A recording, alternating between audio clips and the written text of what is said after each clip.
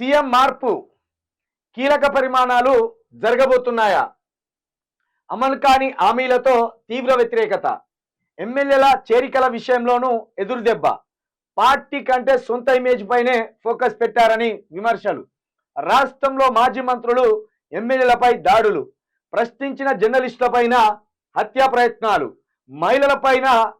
మహిళలపై పెరిగిన అఘాయిత్యాలు, రాష్ట్రంలో పెరిగిన మర్డర్లు, నేరాలు, సీఎం దగ్గరే ఉన్న లాండ్ ఆర్డర్ ఆగమాగం, రాష్ట్రంలో పూర్తిగా దెబ్బతిన్న శాంతి భద్రతలు, త్వరలో 4 రాష్ట్రాల ఎన్నికలు, ఎఫెక్ట్ పడే ఛాన్స్ ఉందని అస్తం పెద్దల టెన్షన్. ఇక్కడి పరిస్థితిని దేశమంతా చెప్తామన్న హరీష్ రావు కామెంట్స్ తో మరింత ఆందోళన. ఇక్కడి పరిస్థితిని దేశమంతా చెప్తామన్న హరీష్ రావు కామెంట్స్ తోటి కాంగ్రెస్ లో ఆందోళన మొదలైందట. సీఎంను మార్చక తప్పదనే ఆలోచనలో అధిష్టానం, త్వరలో నిర్ణయం ఉంటుందని ఢిల్లీలో గుసగుస.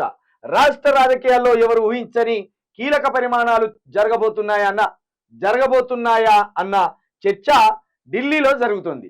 పార్టీని గెలిపించాలనే ఉద్దేశంతో అప్పట్లో రేవంత్ రెడ్డికి ముఖ్యమంత్రి పీఠం అప్పజెప్పింది కాంగ్రెస్ అధిష్టానం. రాష్ట్రంలో పదవులైనా మరేదైనా ఆయన చెప్పిందే పెద్దలు పాటిస్తారనే ప్రచారం ఉంది. కానీ ఇప్పుడు సినిమా పూర్తిగా మారిపోయిందని తెలుస్తుంది. రాష్ట్రంలో అదుపు తప్పిన ల్యాండ్ ఆర్డర్, ప్రభుత్వంపై పెరుగుతున్న వ్యతిరేకతతో కాంగ్రెస్ అధిష్టానం కూడా మార్పు కోరుకుంటున్నట్టుగా సమాచారం. ఇందులో భాగంగానే ముఖ్యమంత్రిని కూడా మార్చబోతున్నారని తెలుస్తుంది. ఇవంతా మనము ఇందులో స్పష్టంగా రాసినగా మొదటిది ఏంటంటే, తీవ్ర వ్యతిరేకత ఎందుకు వచ్చింది? కేసీఆర్ మీద తీవ్ర వ్యతిరేకత ఎందుకు వచ్చింది? కొన్ని కేసీఆర్ చెప్పినవి చేయకుండా, ప్రజలకు అందుబాటులో ఉండకుండా ఉన్నాడని వ్యతిరేకత వచ్చింది. మరి రేవంత్ రెడ్డి మీద ఎందుకు వ్యతిరేకత వచ్చింది? 10 నెలలని అంటే 418 హామీలలో ప్రధానంగా ఇచ్చిన రైతు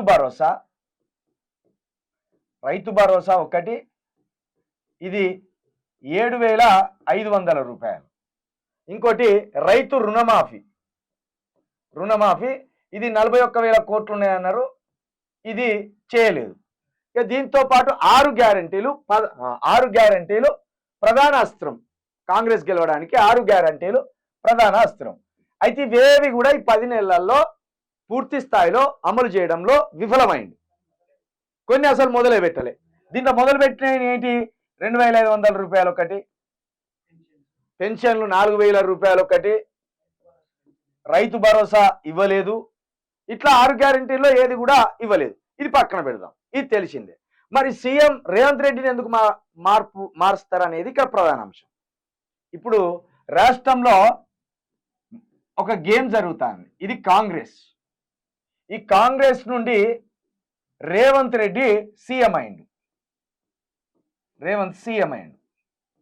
అయితే ఈ రేవంత్ ఇట్లా చేస్తాడు గేమ్. టీడీపీ, బీజేపీ, ఈయనకు ముఖ్యమంత్రిని చేసింది కాంగ్రెస్. కానీ ఈ టీడీపీ, బీజేపీ ఆడినట్టు ఆడతాను.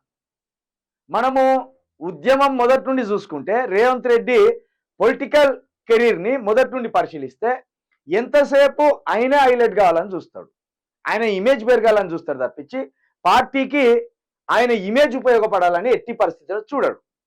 ఆ క్రమంలోనే తెలంగాణ ఉద్యమం తీవ్రంగా జరుగుతున్న టైంలో ఏ మాత్రం వెనక ముందు చూడకుండా తను సెంటర్ ఆఫ్ అట్రాక్షన్ కావాలని తుపాకీ పట్టుకొని పోయిండు. ఎవడెవడొస్తారో రారి అని తుపాకీతోటి కాల్చేస్తానని పోయిండు. ఇక్కడ హైలైట్ అయింది. ఇది అయిపోయినాక ఇప్పుడేం గేమ్ ఆడుతాండి. ఇక చకచక రాజకీయంగా ఎదిగిండు, ఇప్పుడు ముఖ్యమంత్రి అయిండు. ఇప్పుడు కాంగ్రెస్ రేవంత్ రెడ్డి పార్టీ కాదు. రేవంత్ రెడ్డిని ఏ క్షణమైనా తీసేయచ్చు. వాళ్ళకు రేవంత్ రెడ్డి మీద అసంతృప్తి వస్తే ఏ క్షణమైనా తీసేయచ్చు. మరి కాంగ్రెస్ రేవంత్ రెడ్డిని ముఖ్యమంత్రి నుండి సీట్ నుండి తీసేస్తే రేవంత్ రెడ్డి ఊకుంటాడా? అస్సలు ఊకోడు. రేవంత్ రెడ్డిది కొంత ఎంతకైనా పోయే స్వభావం. ఒక ఐపిచ్చిలోనే ఉంటుంది. తన చర్యలు ఏది తీసుకున్నా ఐపిచ్చిలోనే ఉంటుంది. కాబట్టి ఈయనేం చేస్తాడు? తనకు స్వాభావిక గుణమైన ఆవేశాన్ని ముందర పెట్టుకొని టీడీపీ తోటి వెళ్తాడు. చంద్రబాబు నాయుడు దగ్గరికి వెళ్తాడు. ఒకవేళ వీళ్ళు తీసేస్తానంటే చంద్రబాబు నాయుడు దగ్గరికి వెళ్తాడు. చంద్రబాబు బీజేపీ దగ్గరికి తీసుకుపోతాడు. ఇక్కడ జరిగేదేంది, ఆల్రెడీ వీళ్ళకు 8 మంది ఎమ్మెల్యేలు ఉన్నారు. టీడీపీకి సంబంధించి హైదరాబాద్లో అట్లా స్తబ్దతగా చూస్తున్న ఎమ్మెల్యేలో ఎంతమంది లేదన్నా ఒక 7 వెళ్తారు. ఒక 7 వరకు బాబు చెప్తే అయినటోళ్ళు ఉన్నారు. ప్రకాష్ గౌడ్ కావచ్చు, సుధీర్ రెడ్డి కావచ్చు, లేకపోతే ఇక్కడ మాగంటి గోపినాథ్ కావచ్చు, అరికపూడి గాంధీ కావచ్చు, లేకపోతే కుక్కటిపల్లి ఎమ్మెల్యే కావచ్చు, ఒక 5-6 ఉంటారు సానుభూతి పరులు చంద్రబాబు నాయుడు అంటే. చంద్రబాబు నాయుడును మొన్న ఎవరు కలిసినో వాళ్ళంతా ఖచ్చితంగా చంద్రబాబు తోటి ఉండేటోళ్ళు. వాళ్ళలో ఎక్కువగా రేవంత్ అంటే ఇష్టపడేటోళ్ళు. కాబట్టి ఈ గేమ్ జరుగుతుంది. బీజేపీతో టచ్లోకి పోతాడు. కాంగ్రెస్కున్న 65 మంది ఎమ్మెల్యేలో ఖచ్చితంగా ఒక 10 నుండి 15 మందిని తీసుకుపోయినా ఈ 15 మంది 23 మంది అవుతారు. ఇక్కడ ఈ కాంగ్రెస్ ప్రభుత్వం పడిపోతుంది. తనేమో ఒట్టిగా ఊకోడు. ఎట్టి పరిస్థితుల్లో రేవంత్ రెడ్డి కాంగ్రెస్ అధిష్టానం సీఎం కుర్చీ నుండి రేవంత్ని దించేస్తే రేవంత్ ఊకోడు. బీజేపీ తోటి టీడీపీ తోటి టచ్లోకి పోతాడు, ప్రభుత్వాన్ని కూల్చేస్తాడు.